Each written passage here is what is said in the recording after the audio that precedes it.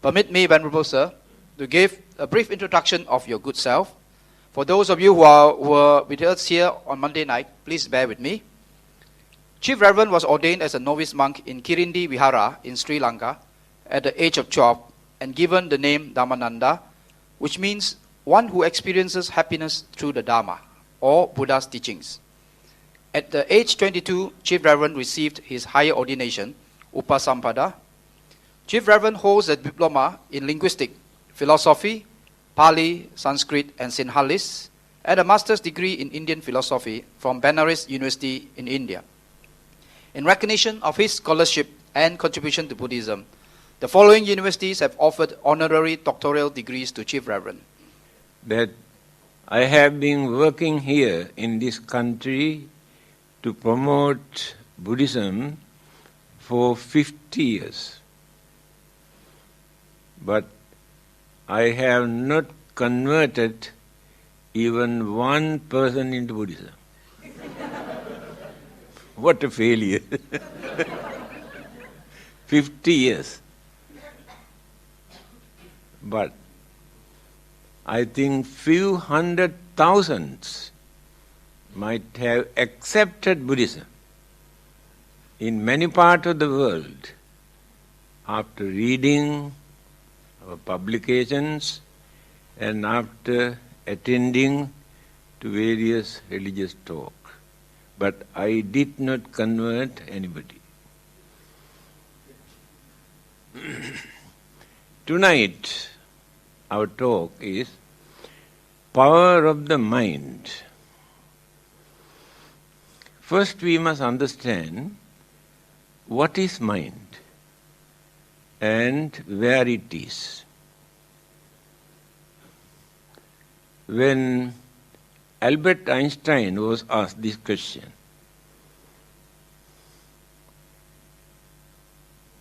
what is mind? He said, no matter. Then he asked, what is matter? Never mind.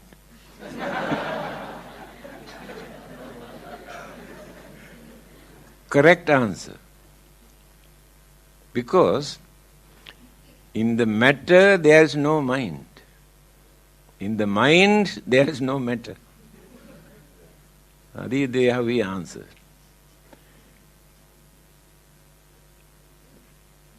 People had a belief for thousands of years that mind is in our heart, located in our heart. That is why still we use some word like kind-hearted, cruel-hearted, thinking that is in the heart. Later, medical science found out it is not located in the heart, but in the brain. So when they maintain this belief that mind is in the brain, psychologists discovered mind is not located in the brain. Now where it is? There is no particular organ in our physical body for mind to live or to accommodate. This is the latest discovery. Mind is an energy. Now this electricity is not located in any particular area. Electron exists. But by using various gadgets, we use that energy. The mind is exactly like electron. Now the trouble is, although we know that we have a mind, it is not necessary for us to know where it is. But we must know that we have mind and how to make use of this mind. Then religion, the main purpose of religion, any religion, is not only for worshipping and praying and performing rite and rituals and ceremonies. They are not the main purpose of religion. The main purpose of a religion is to train this mind not to commit evil, bad, wicked, immoral, cruel, dangerous, harmful thing. When such ideas appear in the mind, train this mind not to do this. This is the duty of a religion. If religion cannot do that, there's no point of worshipping and praying and offering. And again, when certain good thoughts appears in the mind must have courage to do something to serve others, to maintain our human dignity, to develop our human values, give credit to our human intelligence by using that mind correctly. Religion is important for that. The other day I have told you, only human beings have a religion. Other living beings have no religion. Why do they need a religion? Because they have an extraordinary intelligence. This intelligence you cannot find in other living beings. They too have mind. Their minds are limited only to find out their food, their shelter, their protection and pleasure. It is difficult for them to use this mind further than that. That day I told you, we are called Manushya because we have thinking mind. Mana means mind. Thinking mind. By thinking, analyzing, use sense of reasoning, understanding, we will be able to do anything in this world which others cannot do. We can develop our human mind or intelligence to destroy the whole world at once. What they have discovered by using their mind today, they can destroy the whole world within half an hour. That is human mind. At the same time, religious teachers, enlightened religious teachers, have developed their minds up to such extent to guide the whole humanity, to bring them into correct path. That is human mind. Of course, many people believe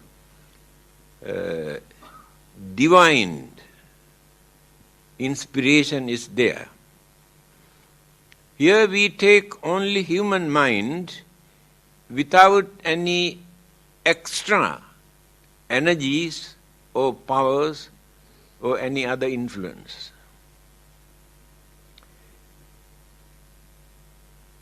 When the Buddha wanted to explain what this mind is. He said, Durangamang ekacharang asarirang guhasayang. The nature of the mind. He says, I have never seen another energetic, strong force or energy in this world other than the human mind. Human mind is the most strongest energetic force in this world. That which works so rapidly, lightning, appear and disappear, we have no time to see lightning. But the mind can work thousands times faster than that. This is the nature of the human mind. I can give a simple example how quickly we can twist and turn the mind. Anyway, it is not very pleasant. Please forgive me. A young housewife was making love with a young boy in the kitchen. Her husband saw this. Then he asked, what are you doing? Then at once she said, do you know, every time when I keep durian here in this bottle, I can see 2-3 pieces are missing. When I asked this boy whether he took, he said no. Today I wanted to smell his mouth, whether he has taken the durian or not. 1 second. Within 1 second, she narrated this story. That is more than enough for you to understand the nature of your mind. You can twist and turn so rapidly, there's no another energy that which can work so rapidly. That is why Buddha says, there is no another energy that which can work so rapidly other than the human mind. Ekacharang. Mind has no companion. Live, exist alone. Today there are 6 billion human beings in this world. You cannot find 2 human beings who think equally. Each and every person thinks individually.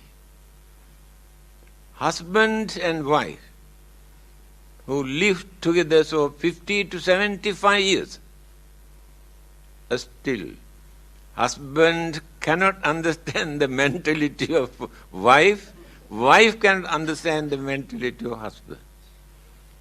This is the nature of the human mind. Asarirang. There is no formation as an object, either tangible or visible object, to say this is mind. It is invisible and formless. Guha sayang. By catching this word, many people thought that it is in one of the organs of our body. Live in a cave, guha sayang. Mind exists in a cave. But when we analyze, we can understand that the whole body is the cave. Not the heart or the brain, but the whole body. Mental energy exists in our body, according to the Buddha also. Then, there was a lot of controversy regarding the origin of the mind. At what stage in the mother's womb the mind starts in that baby? What stage? Different opinions. They could not come to any conclusion.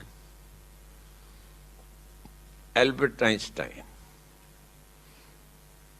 says, mind must come first.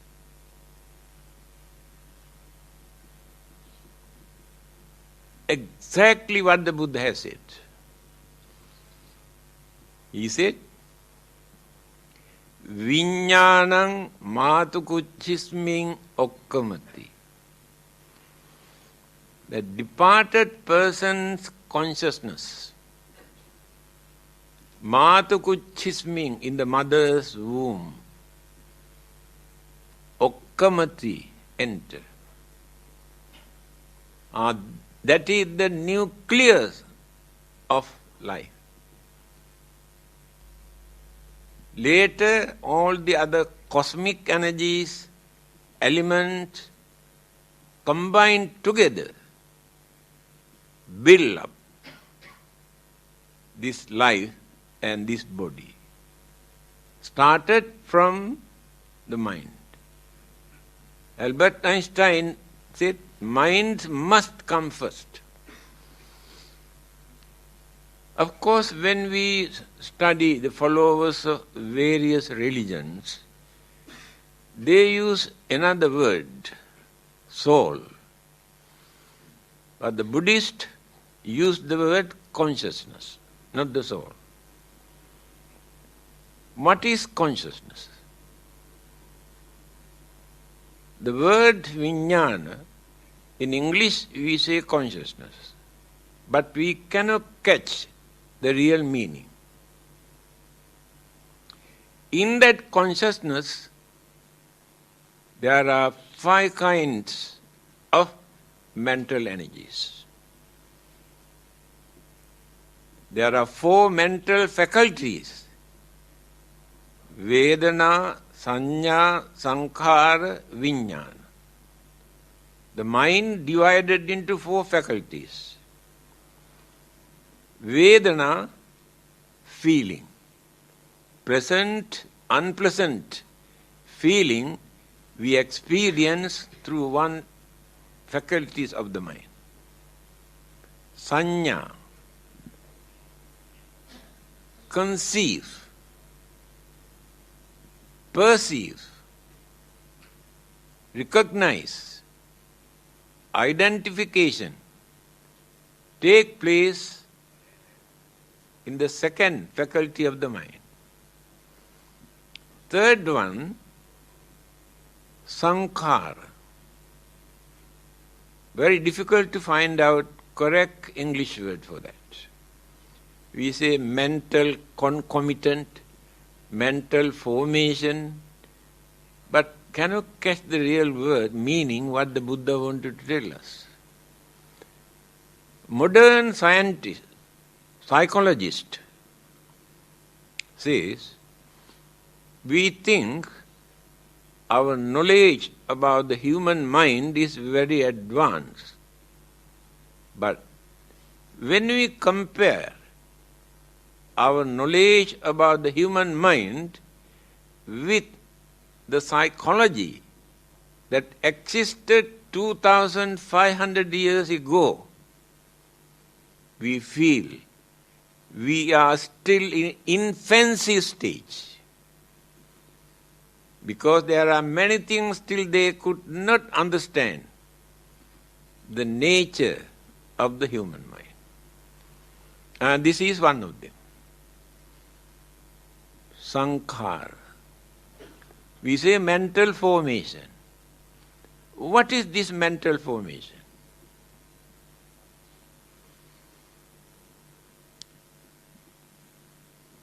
All our mental activities, wholesome, unwholesome, our habit, nature, character, behavior, attitude, way of life, all these things are energies.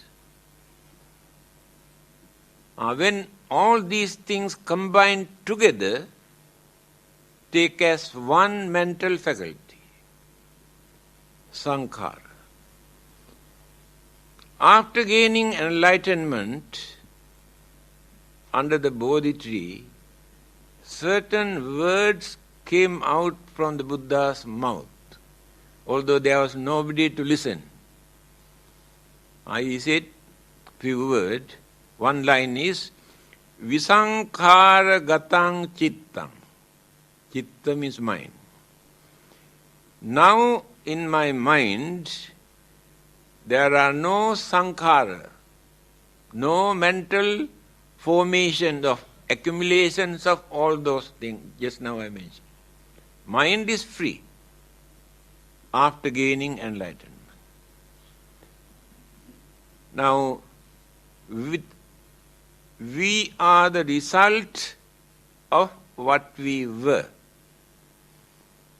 We will be the result of what we are. Even children also can understand this language. We are not referring to any religion. This is the nature of the mind. Here we are using our character, our behavior, our attitude, our way of life, our way of thinking, by using the same attitude that we maintained during the last existence. That is why by nature, by birth, each and every person has his or her own character. Assume in one family there are 5, 6 children. Same parent, same environment, same education, no differences. But when you study, one person is very intelligent, another one is very stupid. One is criminal-minded, another one is religious-minded. One is very generous, the other one is very stingy. Then who has given this attitude, mental attitude? Do you think given by the God or given by the parents? No. That is their own. That is how we continue our attitude. We continue life after life. Wholesome, unwholesome attitudes. Small children very easily learn bad things. No need to teach purposely. We do not send them to school to learn bad things. We do not send them to take private tuition to learn bad things. Naturally they learn all the bad things. No need to teach. But to teach good things, you had to send them to school, we had to send them to private tuition, you had to beat them, scold them. Even then they are very lazy, very difficult to gain that knowledge. That is why we are used to do more bad things than good things. That is why from our childhood, very easily we learn bad thing. Very easily we learn. Good things, we had to use our full effort to learn, otherwise cannot. Now religion is called agama. This is an ancient word. Even 2000 years ago, in a Buddhist book, we used this word, agama, religion. It's a very meaningful word. Here now they pronounce as ugama, but the original word is agama. A means purposely. Gama means approach. Purposely we must approach. That is religion. Why? Religions never come to us. But all the other things, so many things come to us. We accept. But religions never come to us. There's nobody to bring religion by birth. Just because we were born in Buddhist family, Christian family, Hindu or Muslim families, then our parents and elders train us, teach us to follow them. Supposing we separate few children from different religious groups, no connection with any religion, allow them to grow. They never talk anything about religion. That is why I told you, they never bring religion by birth. That is why it is called agama. Purposely we must approach, we must accept, we must believe. But many other things naturally come to us, then we accept. Then, our habit, nature, character, behavior, intelligence, stupidity, all these things are our nature. By nature, we maintain. Again, religion is important for us to train the mind not to continue those evil, bad attitudes, but to cultivate all the good attitudes and virtues. If religion cannot do this, there is no point of following any religion. We fight only for religious labels. They are not fighting for religion. Very unhealthy religious competition is going on. For what? To give a label. If we can remove this label, no Buddhism, no Christianity, no Hinduism, no Islam, only religion. No competition, no challenges, no jealousy, no discrimination, no hostility, because those labels are not there. They are fighting for these labels. Our religion, my religion, egoism. Our egoism works through this religion. I want to increase the number of followers of our religion. Whatever rubbish we believe in the name of religion, but we want to bring them into our religion. This is the nature. Why unhealthy religious competition is going on all over the world.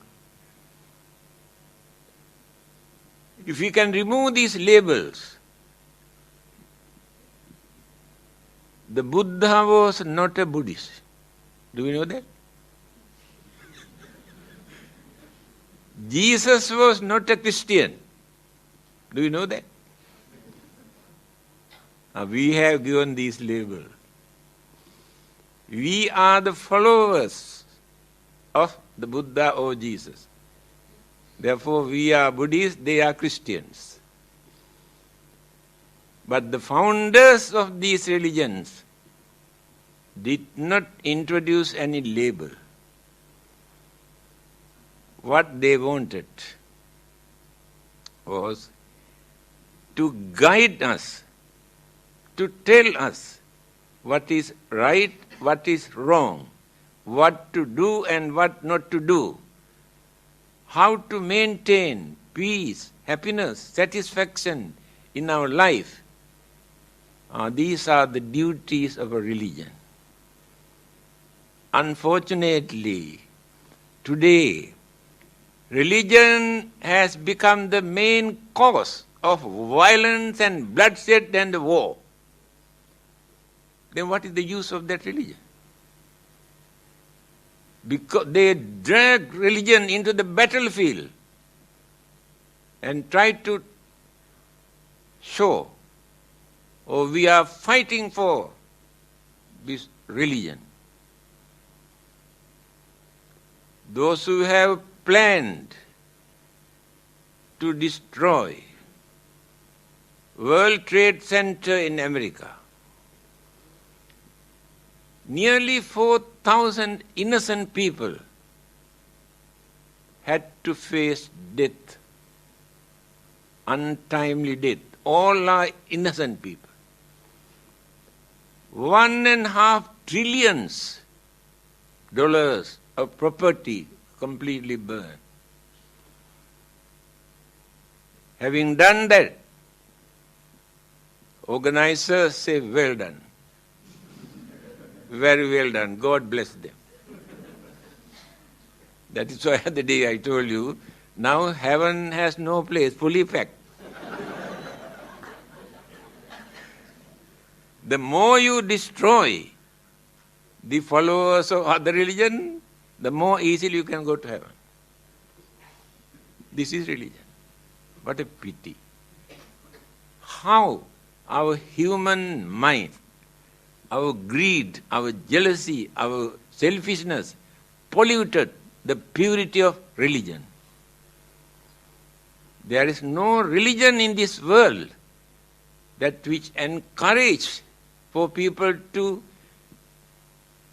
create this kind of cruelty for innocent people to suffer. So today we are using religion for that. This is the nature of the human mind. Religion is to train and tame and culture the human mind. But human mind polluted religion, misusing, abusing name of religion. The most unreliable persons, living beings in this world are the human beings. We can trust animals, other living beings, because we know their nature, their character, their way of life. But we cannot understand the nature of human being because of that human mind. To train this human mind, different religious teachers have introduced, taught different methods.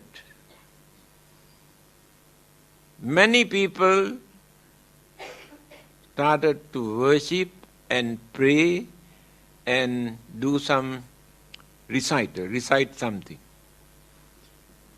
While doing this, they tried to guard their mind. Somebody asked whether the God has any time to sleep. Because he has created everything, whole world, must keep an eye on what they are doing. He has no time to sleep. But some people say there is.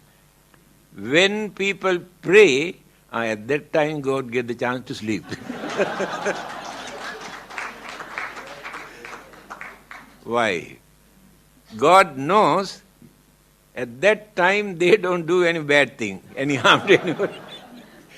God can trust them while they are praying. So in that sense it is useful. But that is not enough. We pray and pray and pray, go back and started violence and bloodsheds and all wicked, immoral things. Because the mind is not trained. Mind is not cultured. Mind is not developed. But we developed cunningness and selfishness. These are the most dangerous weapons in human mind. Cunningness and selfishness. And these two things we cannot find in other living beings. They do not know what is cunningness.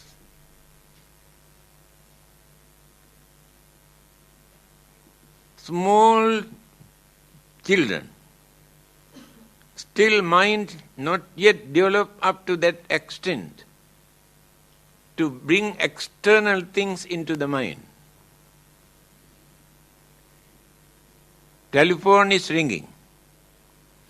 Then child goes, say hello. Can I speak to so and so? Mention the name. Then the child say, Daddy, telephone call. Then the daddy say, tell I am not at home. Then this child say, Daddy says he is not at home. Because they are innocent, they have no cunningness, they do not know how to tell lies. Again, amongst all those living beings, they too have their own languages. Human beings are the only living beings in this world who tell lies. See how clever we are. Others do not know how to tell lies. That is the development of the mind. To twist and turn is the development of the mind. But others had no chance to develop that mind to behave like that. They follow the nature. We have violated the nature by using that intelligence. Then misuse this mind by adapting our inborn qualities, characters, behavior. All of us have 6 kind of characteristics. Raga charita, dosa charita, moha charita, buddhi charita, vitakka charita, saddha charita. 6. 6 kind of characteristic all of us have.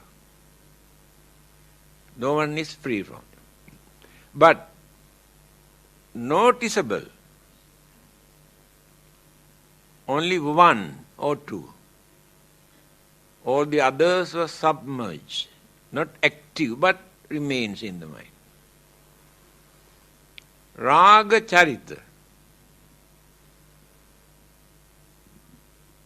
Mind is dominating this attitude for sexual activities. Sexual urge is so advanced in their mind, they can forget everything. They can go against anybody. What they need is to gain some sort of sexual satisfaction. There are many. That is there. Correct. The other things are not so important today. Dosa charita. Anger. hatred, very hot-tempered. One word is enough for them to flare up their anger and to create very bad atmosphere by nature. It is not that purposely they create this. They are inborn qualities because of their habits. But some people, although they have ingredients in the mind, they can keep under control. That is why some are very hot-tempered, some have a lot of patience. Raga charita, doha charita. Moha charita. Very narrow-mindedness. Understanding capacity is very low by nature. We try to teach them, advise them, guide them, but they cannot catch, they cannot grasp by nature. They cannot change that. Buddhi charita, intelligence. From childhood, we can see many children are very intelligent. They can understand things very easily, but many others cannot. That is their own quality. By threatening, beating, forcing, they cannot change that. If they are weak, if they are advanced, not necessary to force. Very easily they can grasp, use their sense of reasoning very easily. Raga charita, doha charita, moha charita, buddhi charita. Vitakka charita, confused mind. Many people cannot decide whether to do or not. Confusion in the mind. Cannot come to any conclusion to decide to do or not. Their nature is such. Since they cannot decide, they go and discuss with others to do or not to do. You know, there is a saying, when the husband cannot decide to do or not to do, go and ask the wife whether to do or not. If wife says, yes, can do, then don't do, then you will trust me. If wife says, yes, you can do, then don't do that. That is the way how they have treated women in those days. Napoleon Bonaparte, a great man, what he has said. He said, if you want to teach anything to women, please don't teach them anything to think, because they do not know how to think. Teach them something to believe, then they will accept. Just to believe. The bad reputation they have created for thousands of years about the women. But the Buddha has mentioned in his teaching, Naso sabbesu tanesu puriso hoti pandito. Purisa means man. Ithipi pandita honti. Ithi means a stree, woman. We must understand, man is not the only wise person. Woman also wise, the Buddha said. He was the first person, religious teacher, who wanted to break this traditional belief that women are lower than men. Remember, mind is neither male or female. Mind is free. A bhikkhuni, a Buddhist nun, was meditating long ago. Somebody came and told her, "You are a woman. Why do you want to waste your time for meditating? What do you can gain by meditating?" Then this bhikkhuni or nun said, "Itti bhavo king kaira chittam misu samahite." If the mind is ready, it makes no difference with the man or woman, because the mind is neither male nor female. Mind is mind. Please remember this. Now, our topic is to show the power of mind. Just now I mentioned few items. What kind of disaster, destructions that we can do by using our human mind. Even devils or ghosts or God also cannot do such destructive things. But human beings can. See how powerful human mind. Now let us think how to develop this mind. I told you religion is important for us. Let it be any religion. That religious label is not so important. To learn how to develop this mind, to avoid evil, to do good, to train the mind. This is the message of the Buddha. If anybody asks, actually what is Buddhism? Only these 3 lines. Sabba papassa akaranam, not to do bad thing. Kusalassa upasampada, do good things. Sachitta pariyo dapanam, try to purify your own mind.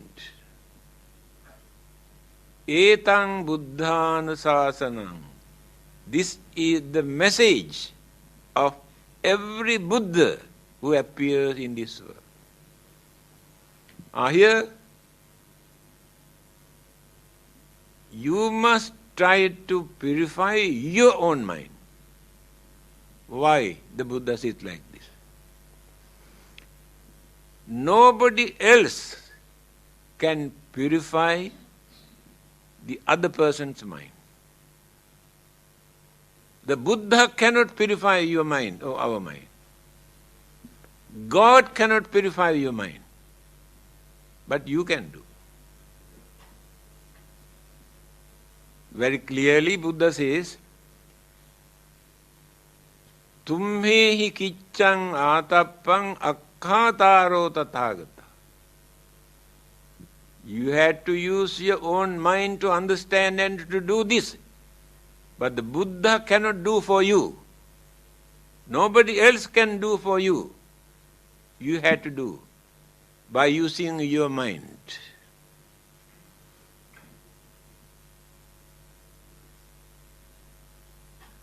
Now, you believe in God.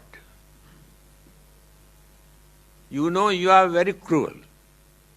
You know it is very bad. You go and pray and pray and pray, asking God to take out the cruelty from your mind. Do you think God can do that? If not, you come to the Buddha. Having heard Buddha also very powerful. And worship and say, please take away my cruelty from my mind. Do you think Buddha can do that? Impossible. Another person cannot change the mind.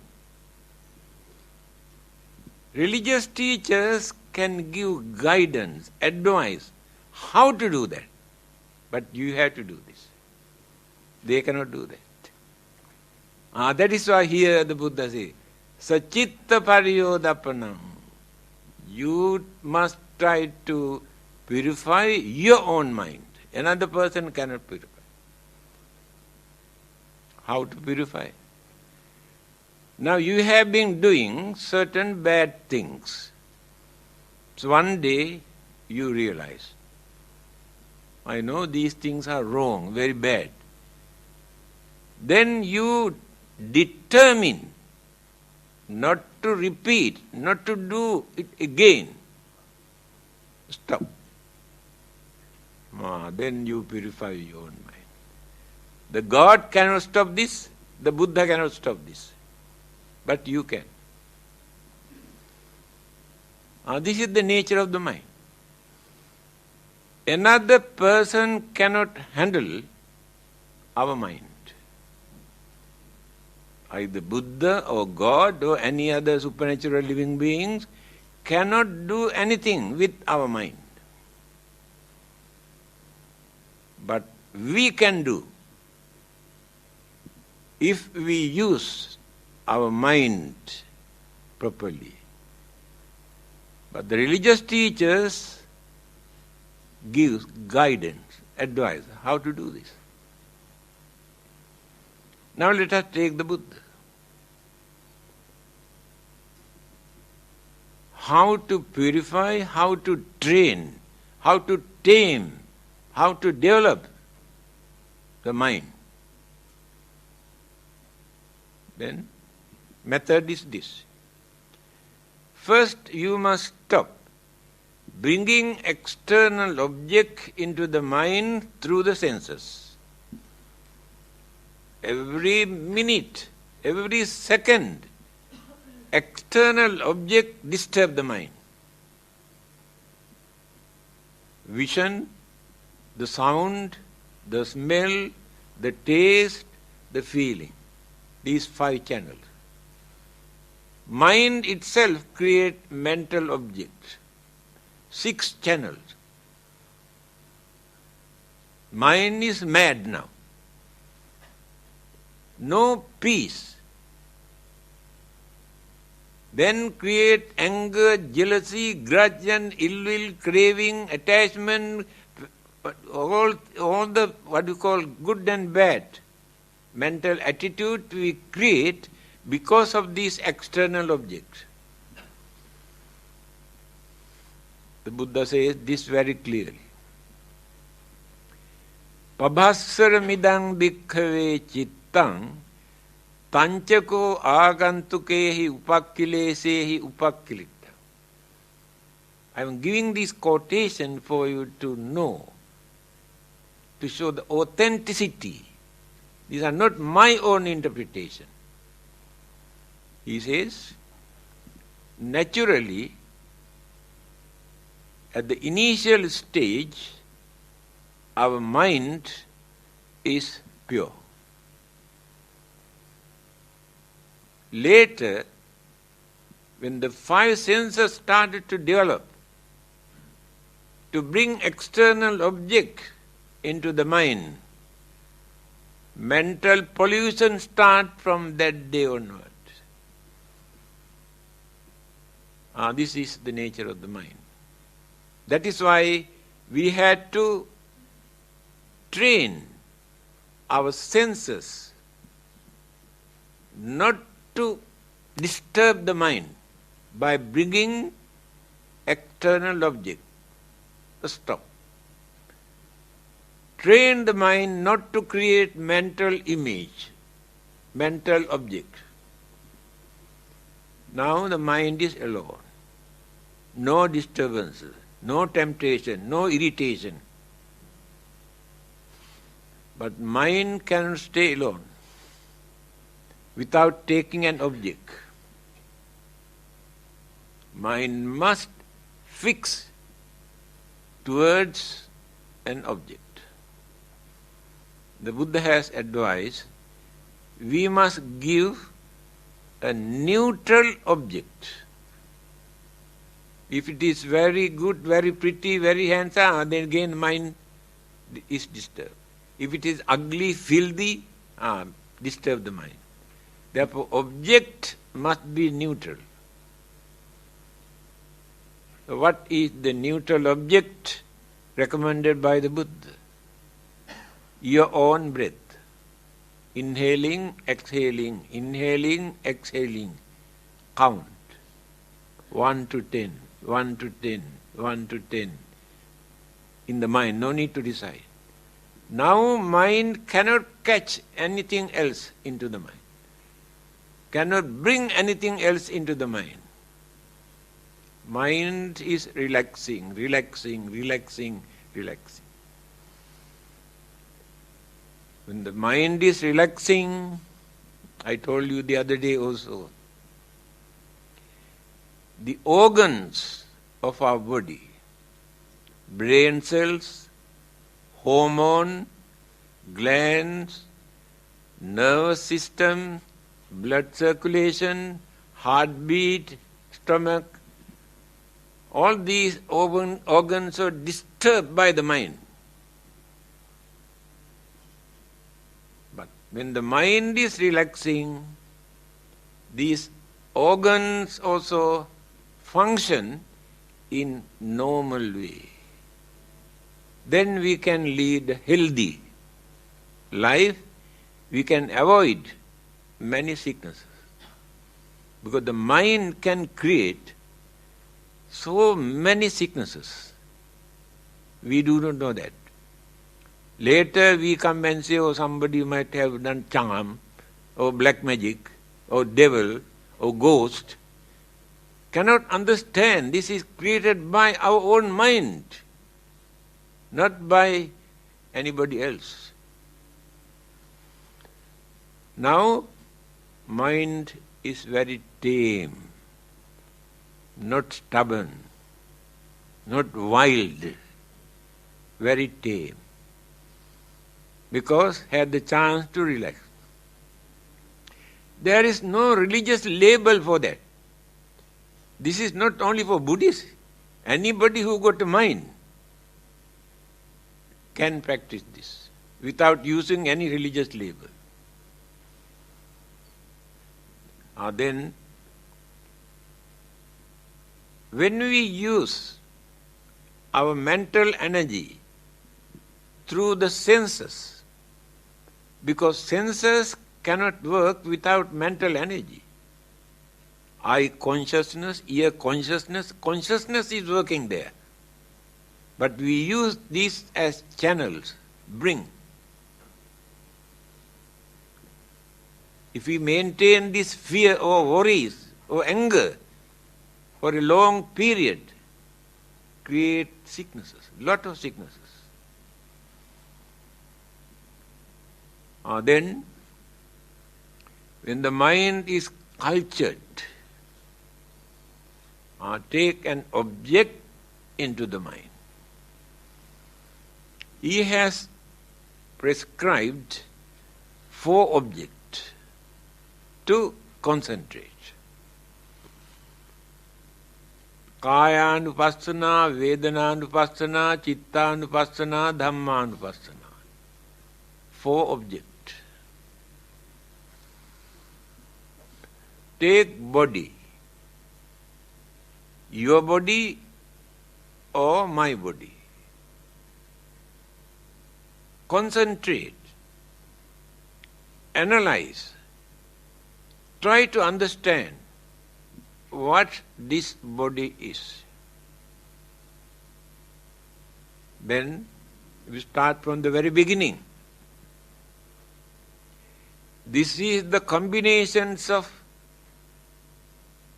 4 mental faculties and 4 elements.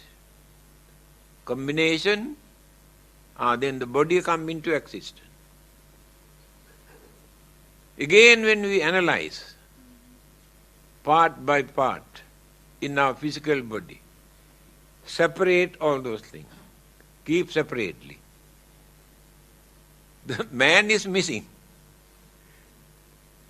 Flesh, bones, blood, a skin, hair, teeth, keep all separate one by one. But the man is missing. The man is a concept created by our mind when all these things combine together. In reality, there is no man. The combinations of all these things create this. Then, to maintain this body, why should I commit bad, wicked, cruel, harmful thing? Develop the mind. Cultivate the mind. By concentrating on physical body. Then Vedananupassina. Vedana means feeling. We have three kinds of feeling. Pleasant, unpleasant, and neutral. Neutral feeling we neglect. Pleasant and unpleasant feeling we take seriously. Take for instance, when you go out, you meet one of your best friends. Oh, embrace and laugh and joke and express happiness. Then, furthermore, then later you met your number one enemy. Your face becomes sour and very embarrassing, and so much of anger, jealousy, grudge and ill will completely pollute the purity of the mind. Feeling. Pleasant, unpleasant feeling. In between you met so many people going here and there. No feeling. You don't want to look at their face, you don't know who they are. Just let them go. Neutral. But it is a feeling. Neutral feeling. When pleasant or unpleasant feelings appear, we have to concentrate. This unpleasant feeling, pain or suffering, so unpleasant feeling is not permanent. This is changeable. Impermanent. We should not hate the unpleasant feeling. We should not hate the pain or suffering. When the pain is here, focus the mind. Then create, pain, pain, pain, pain, pain. Then harmonize. Mind harmonize with the pain, then forget the pain. That is meditation. Meditate on pain. Then we have forgotten the pain. Pleasant feeling. Then you have to think, this very pleasant and nice feeling that I am experiencing won't last long. Maybe a few seconds, or few minutes, or few hours, or few days, or few months. It disappears. Why should I become slaves to this pleasant feeling? To misuse, to neglect all my duties, responsibilities, obligations and spiritual development. Why should I neglect them just because this pleasant feeling? It is impermanent.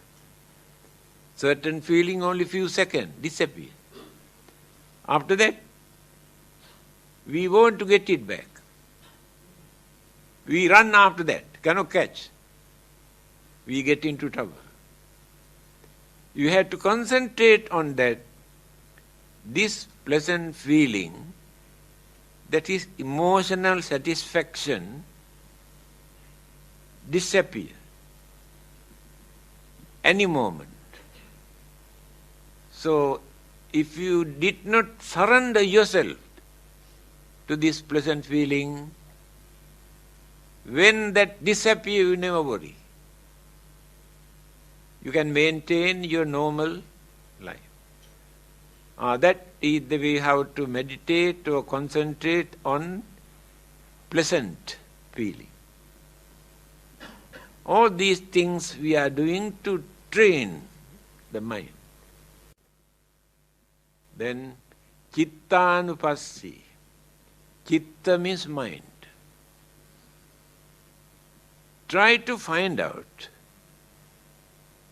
what are the wholesome, unwholesome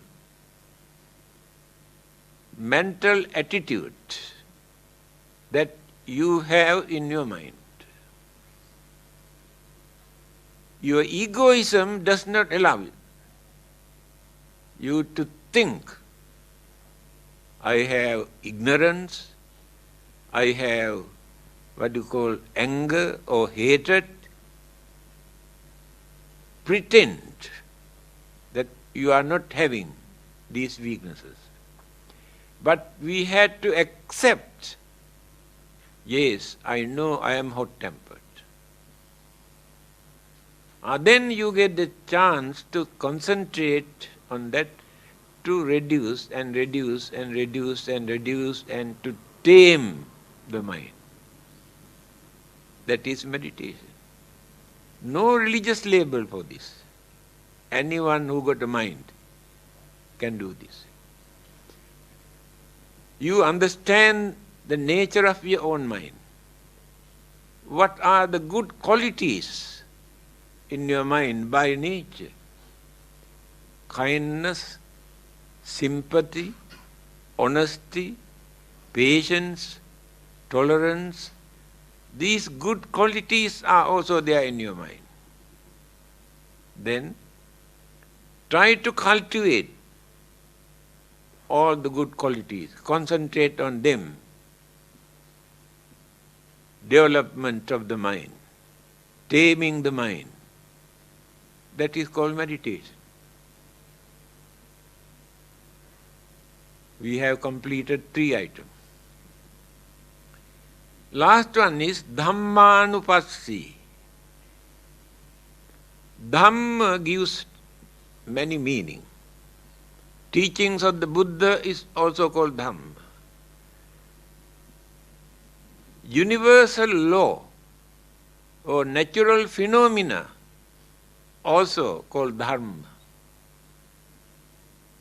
Then we had to concentrate on the nature of natural phenomena, universal law, not created by anybody. The world exists because of these natural phenomena or universal law. But we create our own imagination, not knowing what they are. Things come into existence. How they exist? Due to combinations of elements and energies. Start from molecules from the very beginning. Then go on developing and developing and developing and developing, and later an object come into existence. But this is impermanent. This never remains forever without changing, without decaying and disintegration. Whether it is life or planet or any other object, anything that which exists in this universe, all are impermanent. They exist for a long period, but while existing, going on changing. After changing, decaying. After decaying, disintegrate, dissolved. Elements turn into elements, energies turn into energies. That object disappears. Now let us take this earth. This is an object. Do you think this is permanent? Do you think this remains forever? No. The sun and the moons and the galaxies or universes, anything that which exists, everything is going on changing, decaying and disappearing. Now this is the universal law. But many people believe this is created by the God. That is their concept. But this is natural. There is nobody behind to handle this. That is called universal law. Universal law is not created by another person. Then we come to know what this world is. What this universe are. So many universes, not only one. Then we realize the real nature of existence. Now this earth, while we are which we are living on, divided into 4 periods, according to the Buddha. Sangvarta, Sangvartasthai, Vivarta, Vivartasthai. 4 periods. Existing period. Now this is existing. We are living. We think this is permanent, forever. No, we are wrong. While existing, it is going on changing without our knowledge. Not noticeable. It may take so many thousands or millions of years for us to understand the changes. How changes have taken place. After that, start to decay. Going on decaying. Why? That component things combine together as a bundle with the earth or planet or life or plant or hill or rocks, anything. The binding factors, energies, started to loosening. Then later all the element separate, energy is separate. It is natural. 4 stages just now I mentioned. Existing period, changing period, decaying period, and disintegration. Disappear. After that, when this question was put to the Buddha, what is the origin of this world? What is the origin of this life? The Buddha said,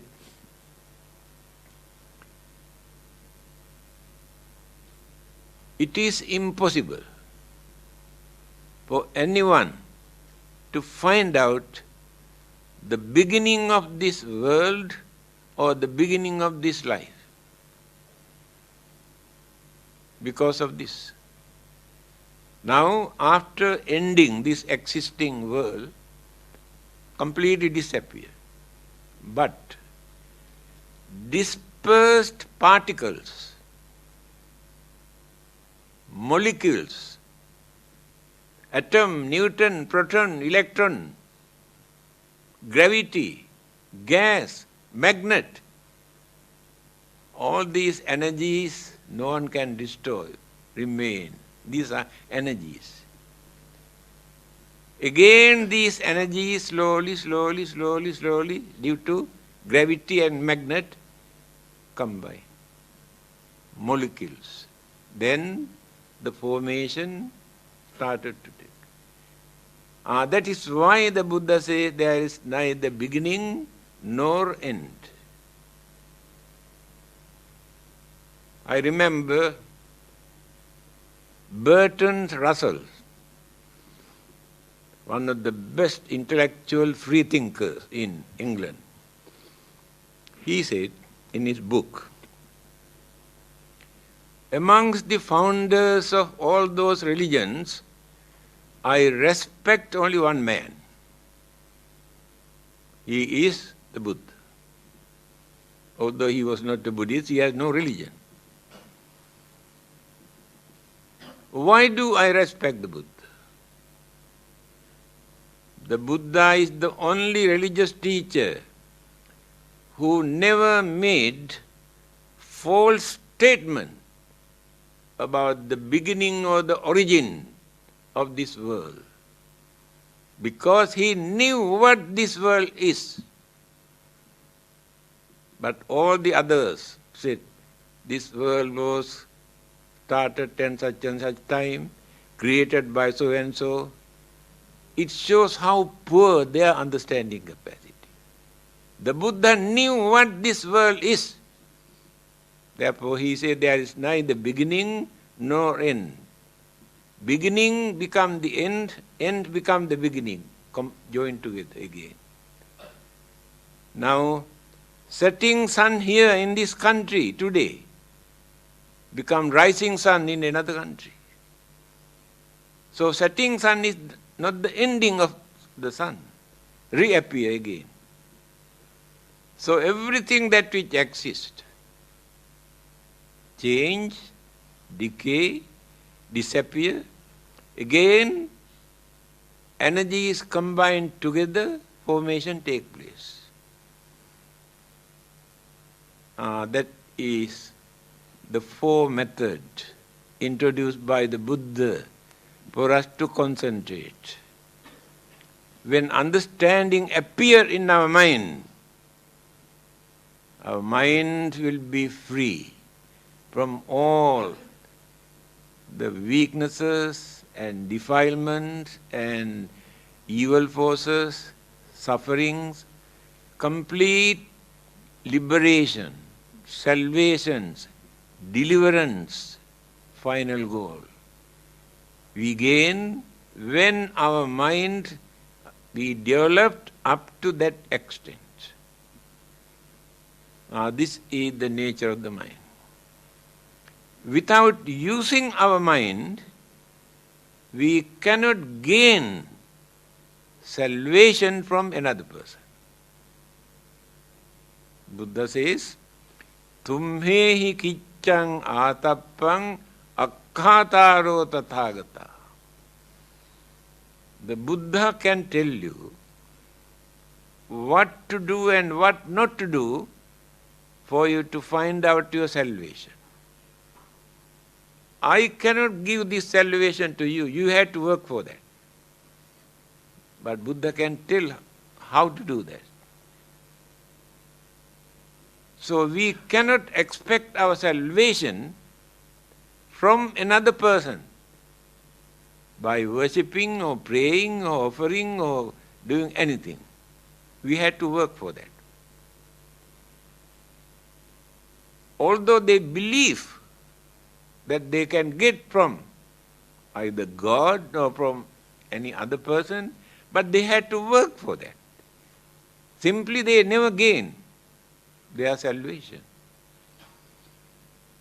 So from the Buddhist point of view, it is very clear, we never gain our final salvation from another person.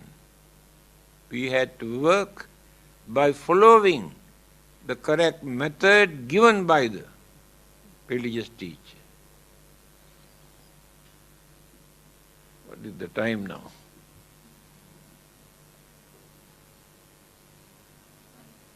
9. Pardon? still can carry on. What do you want me to do? Why not we have discussion? Because there are many things to discuss.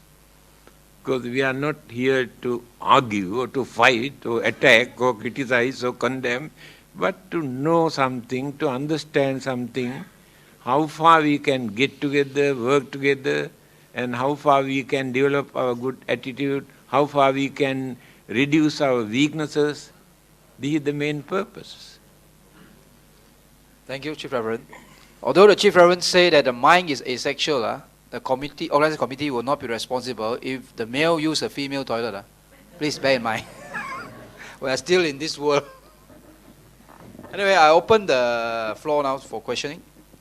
Please use the mic for the benefit of those who are present here, so that we can hear the question.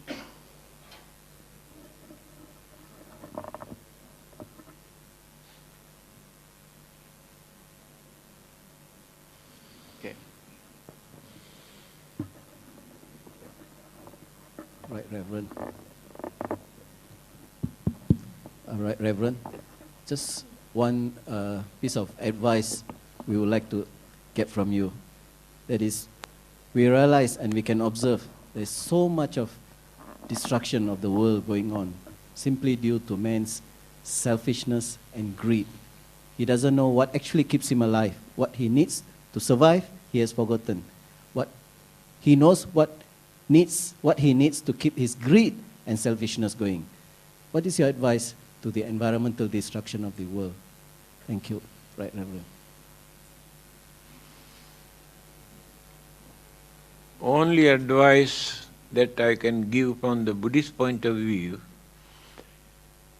they behave or they do all those things by misusing their craving, selfishness, jealousy, hatred, because of their ignorance. Ignorance is the main cause. If there is no ignorance, they never misuse those things to disturb or for destructive purpose. Therefore, all these troubles start from ignorance. That is why it is necessary for us to know, to understand. Just now I explained the 4 items recommended by the Buddha for us to know. When we understood, then we can reduce so many misconceptions, bad ideas, cruelty, jealousy, anger, through this understanding. Therefore, by force, no one can stop.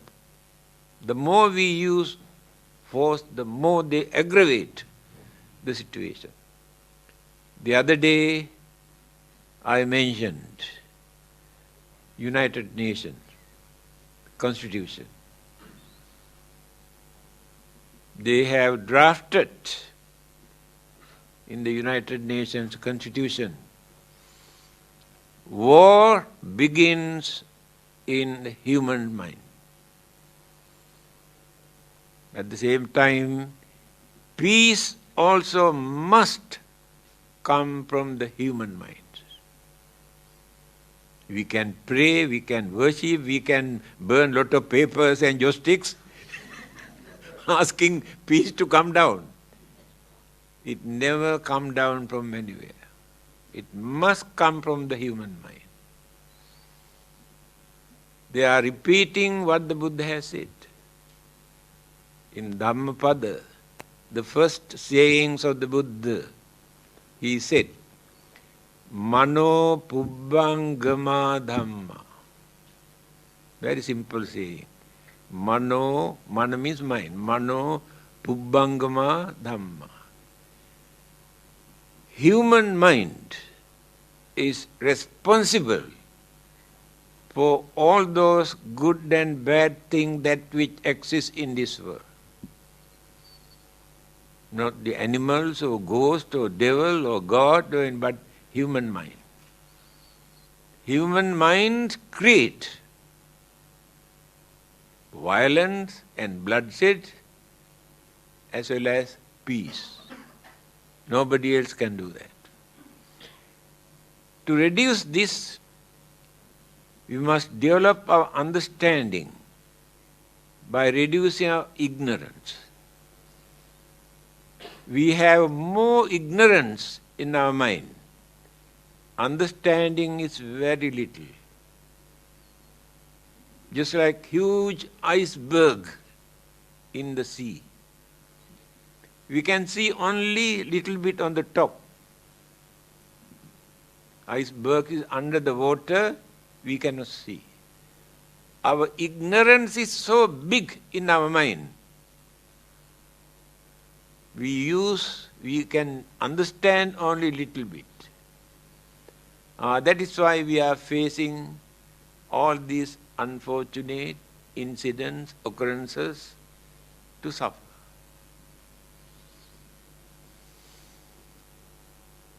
Thank you. Next question.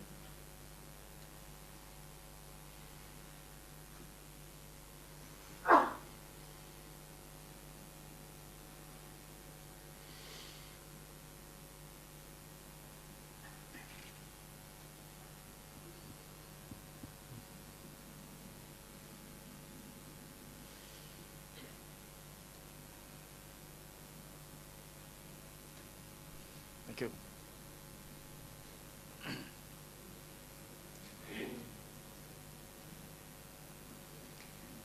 Chief Reverend, some religions seem to have a problem of accepting certain scientific theories like the Big Bang and evolution, that we come from monkeys.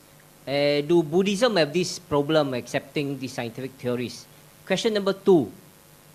About meditation, I've heard other Buddhist monks who say that, to meditate, we must clear the mind. They even give a formula, clear mind, breathe in, don't know, breathe out. But just now, when you were talking about meditation, you seem to insist on focusing on object, either it's a pain or the body or the good feeling or something. So how do you reconcile the two?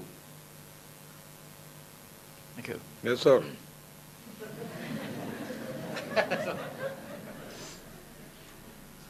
If the mind is clear, no need to meditate. What for? So simple. And the first question is very controversial. What scientists have discovered goes against certain religious concepts and beliefs that they have been maintaining for a long period. Albert Einstein, that day also I mentioned, science without religion is blind. Because scientific knowledge they can misuse and abuse to destroy the whole world. It is ready now. Because no religion to guide them, not to abuse that scientific knowledge. Again he says, religion without science is lame or crippled. What is happening? Scientific discoveries try to topple the religious belief that they maintain for a long period. Religion or religious belief they maintain not through experiment in a laboratory, through their belief. Religion started with their belief. So what they believe according to their way of thinking at that time, recorded, accepted as truth. But scientists could not satisfy. Without depending on God, without depending on religion, by using their independent intelligence. They discovered so many things that people have never heard, never thought. H.G. Wells, I think many of you know, well-known world historian. He says, according to our holy books, this world was created only few thousand years ago. H.G. Wells says. But when you study geology, we can understand it has taken millions of years for this earth to cool down, settle down, for life to come into existence. Therefore, how can we accept what is written in our holy books? These are the problems they had to face because of scientific discovery. 1998, Pope John announced, there was a big article in the State Times, very clearly mentioned, human beings were not created by the God. They come into existence due to gradual development of evolution. Pope John.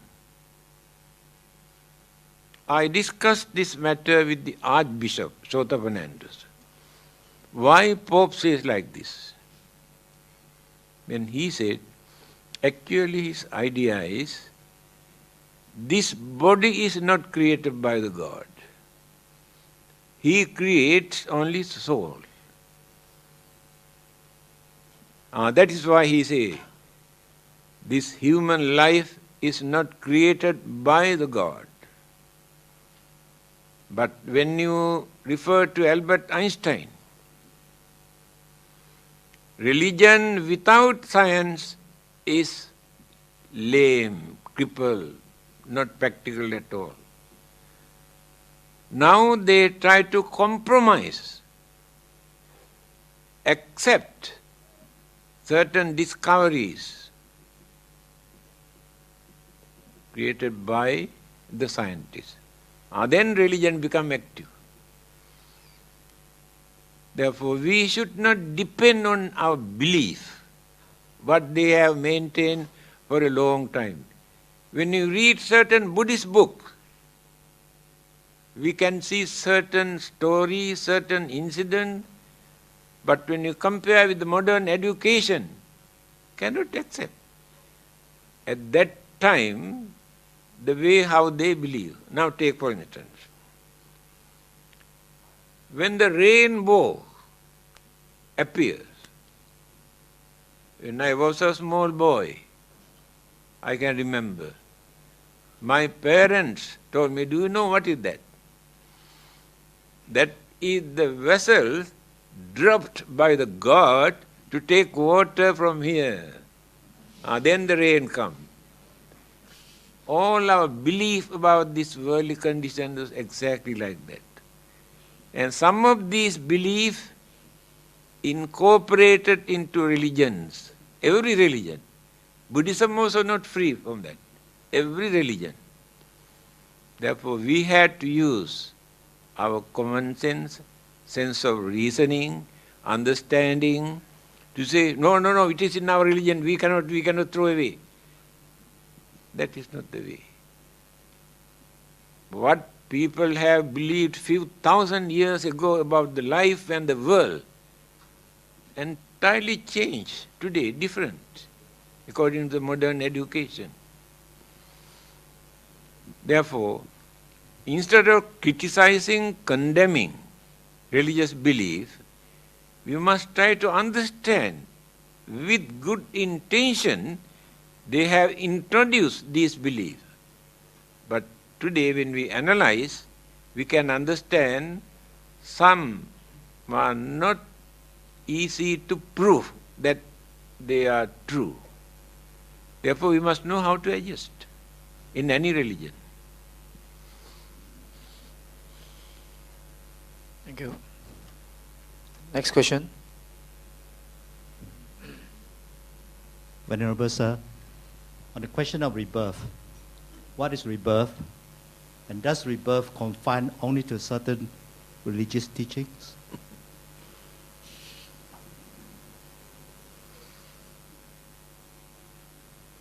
There are three words. Three means reincarnation, transmigration, and rebirth. Transmigration used by Hindu, and today Tibetans also use that word, transmigration. Sorry, not transmigration, reincarnation. Reincarnation. Transmigration means the soul migrate from life to life, if not straight away, either heaven or hell. That is called transmigration. Buddhism does not use these two words. Used only rebirth. That is also not correct. The word used by the Buddha in his first sermon, Dhamma Sutra, he said, Natti dani punabhava. Punabhava. Becoming again. That is the word used by the Buddha. No more we use the word rebirth. That means becoming again. Why become again? People say, why? We cannot understand. Today, religion is not important to understand that becoming again is true. No need to depend on any religion. How many people have remembered their previous birth, explain everything in details? Many people have come from America, Germany, England, having heard, investigated, found out correct what they have said. But that memory remains only 1 or 2 years' time. After that, completely disappears. Just now I mentioned, in our storehouse of consciousness, all our memories are there. That memory suddenly appears. Again, when we hypnotize a person, there are many cases, they have explained their previous birth, all the details, and spoke a language that this person never learned within this lifetime. There are many cases in Australia and some other countries. These two things are more than enough for us to understand that whether we believe or not, belief is not important. Things never take place in this world according to our belief. Birth is natural, sicknesses are natural, old age is natural, death is natural, no need to believe.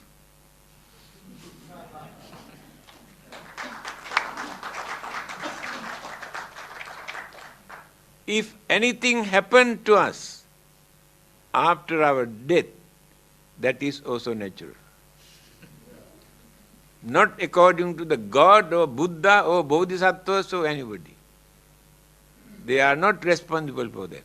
They cannot create that, they cannot stop that. Only our mind, our consciousness is responsible for that. Just now I mentioned consciousness, I did not explain. What are the 5 kinds of mental energies that we maintain in our consciousness? Avidya, Trishna, Karma, Upadhana, Bhava. We do not know. We take only consciousness. First, avidya, ignorance, just now I mentioned. We have more ignorance in our consciousness. Ignorance misleads us, persuades us to create more bad things than good things. It is in our consciousness. Then we have craving. 3 kinds of craving. Kama tanha, bhava tanha, vibhava tanha. Craving for existence. We can destroy thousands of others for my living or our living. Our craving is so grave, so strong in our mind. By destroying all the others, I want to live. Craving for rebirth. Craving for eternal life. Always in our mind. Then, tanha. Karma. We cannot live without creating either good karma or bad karma. Karma is not belong to any religion. Natural occurrences. Wholesome, unwholesome, by nature. Not created by the man or religious teachers. By thinking, by talking, by doing certain things, we create good karma and bad karma. Whether we have religion or not, or whatever religion that we maintain, this is natural. When we develop hatred, anger, jealousy, grudge and ill will in our mind, we create bad karma. When we develop sympathy, compassion, kindness and honesty in our mind, we create good karma.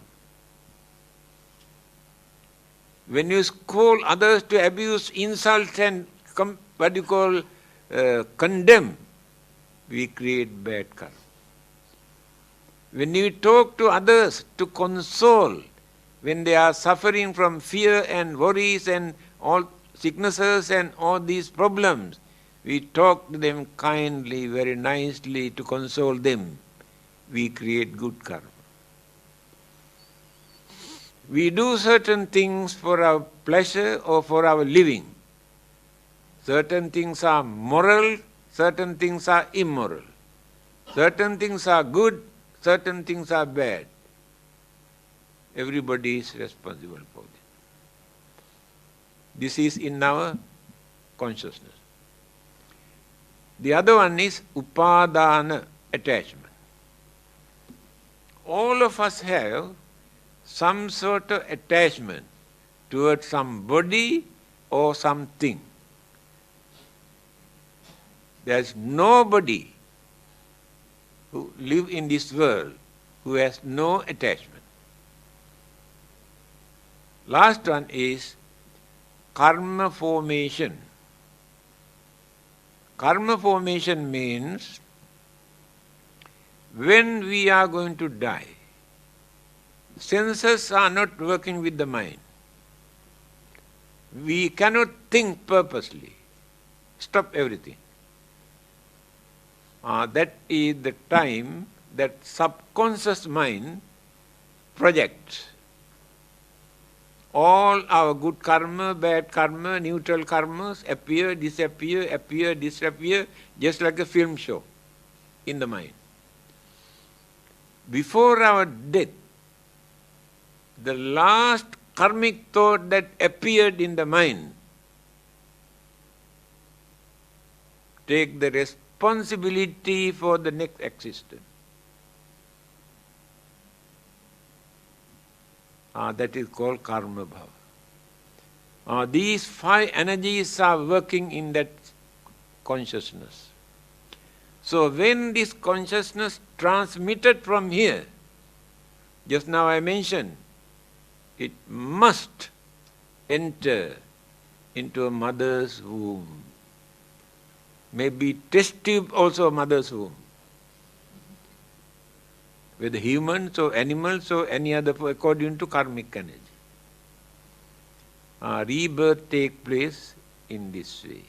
Not created by anybody, our own mental ingredients we maintain as consciousness. Thank you. Next question.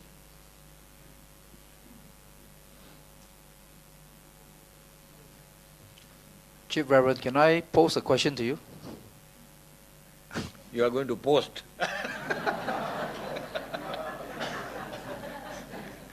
Yeah. My question is, there are quite a number of us who are meditators. Is there any way you can share with us how we are told meditation is a long task? I mean, it's a tedious and long path to walk. So very often this thing pops up in the mind. Are we progressing, or are we retrogressing? Can you shed some light on this? How does a meditator know by himself whether he's moving ahead or stagnant or retrogressing? Thank you. When a person is suffering from a sickness, he takes some medicine. While taking medicine, he can understand whether his sickness is reducing or increasing.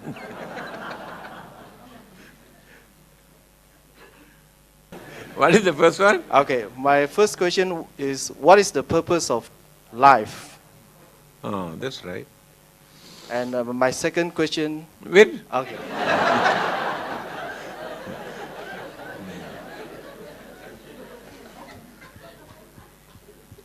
Paratha chariyaya satang hi jivanam.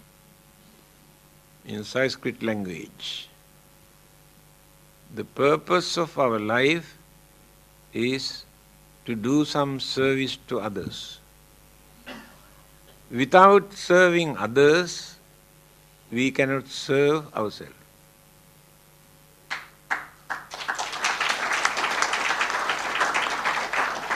No, that is the purpose of our life.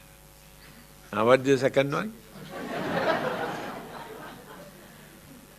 My second question is, how could religions in this world play a more significant role towards promoting world peace and avoiding conflicts in between religions and communities of different ethnic backgrounds? In my talk, I have mentioned religion is to train human mind not to create violence or disturbances or destruction, but that corrupted human mind misuse religion for their own benefit, to gain more worldly power or political power or material things. So, no one can do anything to promote peace or what you call happiness if we do not change our mind. It never come down from heaven, it never come down from anywhere else, it must come from our mind. If the mind is corrupted, selfish, no one can do anything. They are misusing religion. Religion is a very big business now. Actually, they are not practicing religion. They use religion either for gain more political power, more authority, or more material gain, or manpower. They use religion only for that purpose, but they do not want to practice any religion. They use the name of religion to gain many of these things. See how we use our mind, how unreliable we are. So, what is the third one?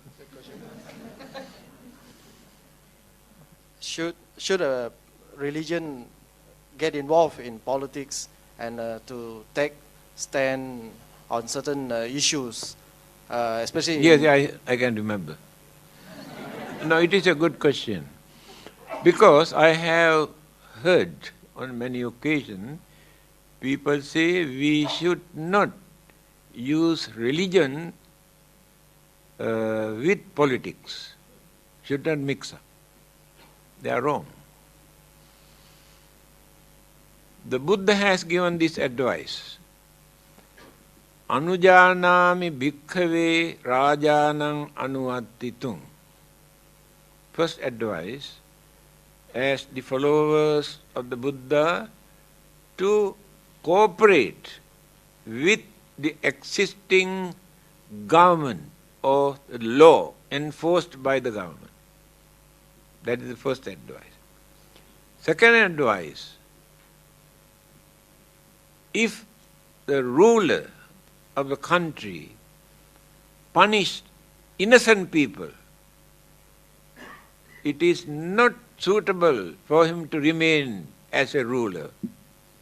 He must get out from that. Then he said, if the ruler do not punish the culprit, he is also not suitable to remain. Therefore, the Buddha has pointed out the culprit must be punished. But in Buddhism, there are no religious punishment. Many other religions, they have religious punishment. In Buddhism, there is no religious punishment. The Buddha's advice is cooperate with the existing government and the law. No separate religious law in Buddhism. Again, if the people come to know the rulers or the government are unfair, overtaxing, it is their duty to get rid of that kind of politics or political power or the government and organize, establish a good government. Therefore, we cannot say religion should not interfere with politics. Thank you. Next question.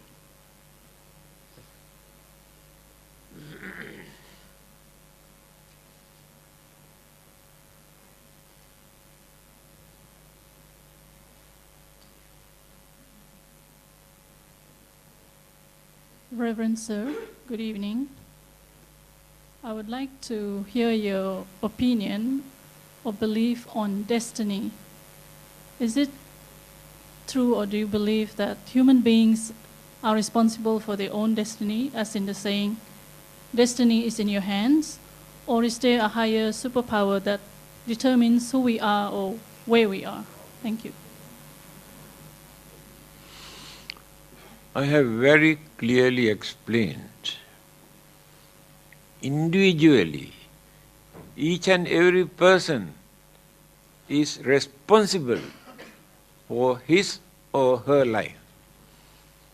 Another person cannot handle this life. According to the Buddha, either the Buddha or God or Brahma or Deva or any other supernatural living being they have nothing to do with this. I am responsible for my life. If I don't like to suffer, I must know it is bad for me to do bad thing, cruel, wicked, harmful thing. If I like to have peaceful, happy, prosperous life, I must know how to cultivate and develop my way of life by doing some service to others. Therefore, another living being has nothing to do with this life. Thank you. Difficult for us to develop this spirituality. Spirituality means by reducing all the evil forces from the mind, cultivating all the good thoughts, words and actions in the mind, then when the mind is pure, we have cultivated spirituality. In the teachings of the Buddha, he says, the way for you to cultivate your spiritual development to find out the salvation is one way. The method for you to gain worldly material gain and power and authority is another way. These two cannot go together. If you want to develop spiritualism, you had to reduce so much of attachment, craving, anger, jealousy, grudge and ill will, then go on developing. If you are too religious, if you meditate whole day and night, you never gain anything for worldly development. If you want to experience your pleasure, your worldly gain, your material gain, meditation cannot give you anything. You have to work very hard.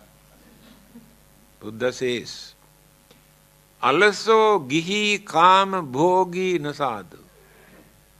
Those who like to enjoy worldly pleasure, if they are lazy people, nasadu, no good. The Buddha says, Asanyato pabbajito nasadu. The monks or the priest or religious people have no discipline. Nasadu, no good. Raja nasadu anisammakari. Raja, the ruler, if he is very stubborn, very biased, nasadu, no good to remain as a ruler. Yo pandito kodhano so nasadu. If educated person always show his or her anger, nasadu, no good. Here the Buddha said, don't be lazy, you must work very hard. He say, Upadhana sampada, arakha sampada. You must be active. You must work hard. You must know how to protect what you have earned without wasting, without neglecting, because you want to lead a worldly life. But while you are leading a worldly life, you had to face enormous problems and troubles and worries and fears. No one can protect it. But if you work for the spiritual development, then you had to reduce all those evil thoughts from the mind, cultivate all the good thought in the spiritual development. 2 lines. Thank you.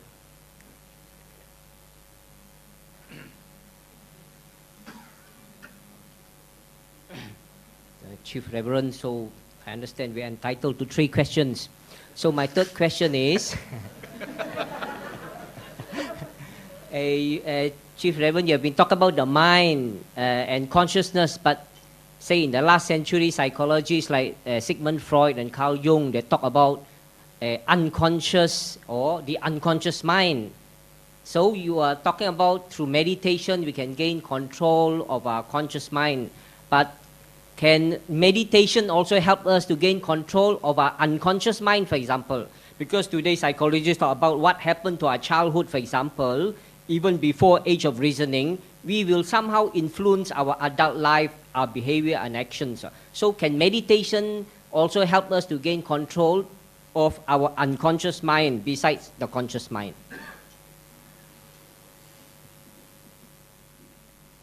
What is the meaning of unconscious?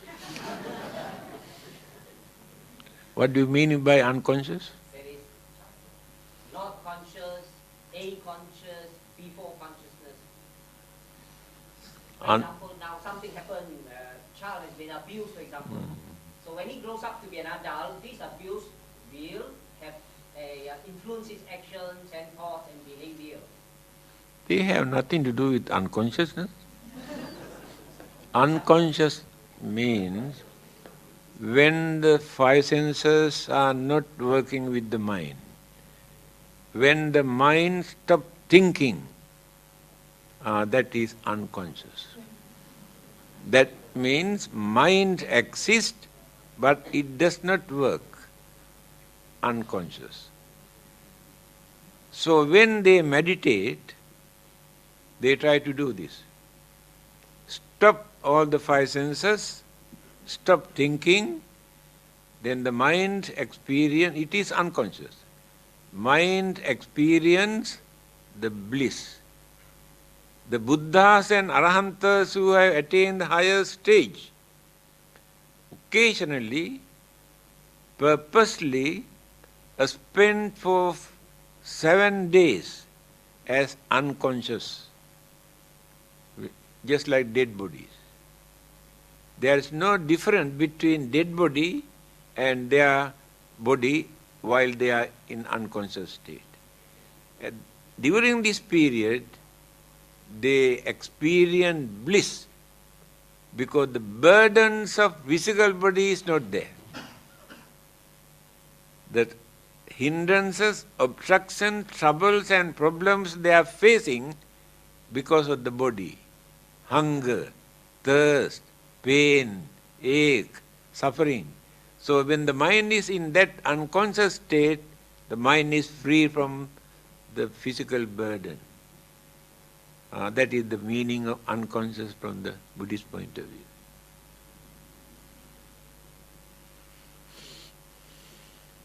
Thank you. It's 9:45. Or one final question.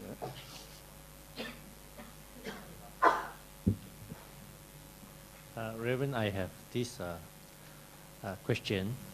From what I understand of most religion, the emphasis is on faith, on belief.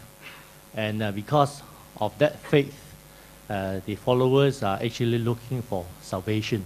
They are being taught that through faith you can get salvation. Now, from what I heard about the Buddhist teaching so far, the emphasis seems to be that faith is not important. What you believe is not important because it is the universal truth and it is the mind that is important rather than the faith. In other words, what you believe does not change anything in the world. That's what you emphasize. And all this concept that you have talked about, that because we are an ongoing matter, the molecules, the elements, everything, this world has no beginning, no end. Am I right to believe that if that is the case, in the case of Buddhists, the follower of Buddha, there is actually no need to even think about salvation? There is no such thing as salvation in your belief. Am I right to say that? It is not necessary to believe or think. By knowing, the more we exist, the more we have to suffer, physically and mentally.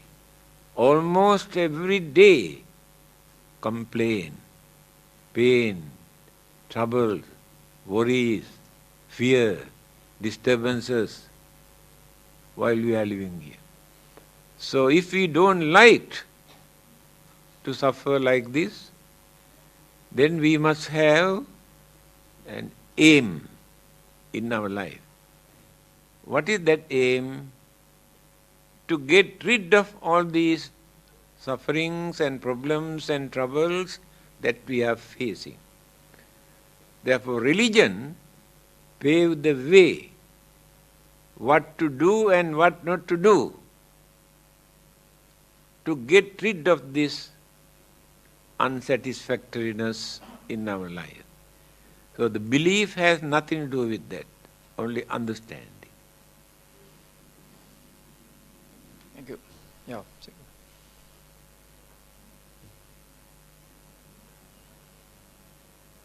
Sorry, Reverend. Before I come to my question, actually, while other religions stress on,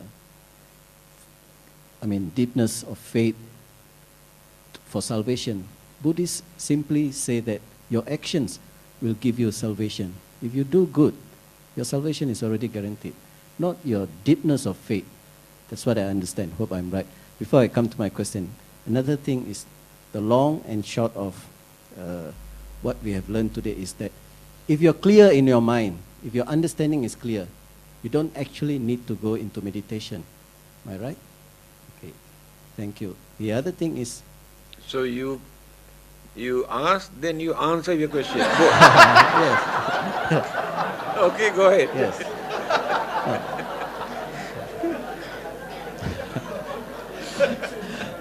I was waiting for the nod from Reverend Said, so I'm glad I'm right. The other thing is, I have in my own concept come out with a difference between religion and spiritualism.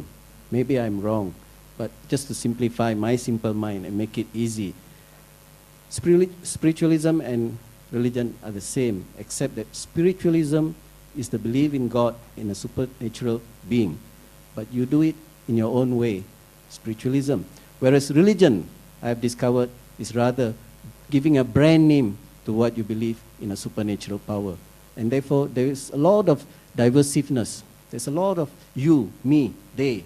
We are different. Whereas if you are spiritual, you have no brand. Therefore, there's only one way. If you believe, you believe. Thank you. Please comment.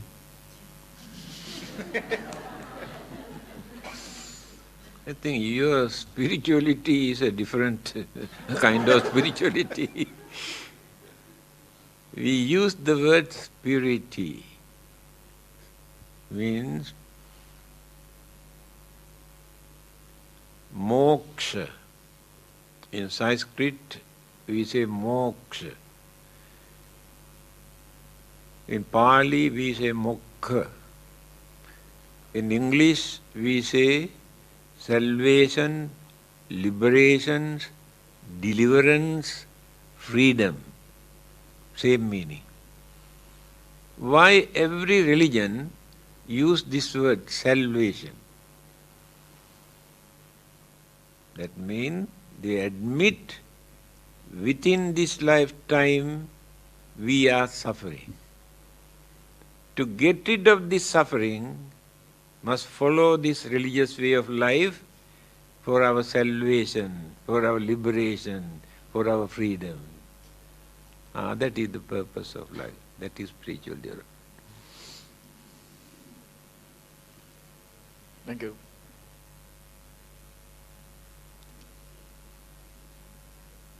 It's now 9:50, so we have come to the end of the Q&A session. So once again, on behalf of everyone, thank you very much, Chief Reverend, for a very beneficial lecture and Q&A session. I'm sure all of us have benefited greatly after hearing Chief Reverend's lecture and responses to the questions fielded.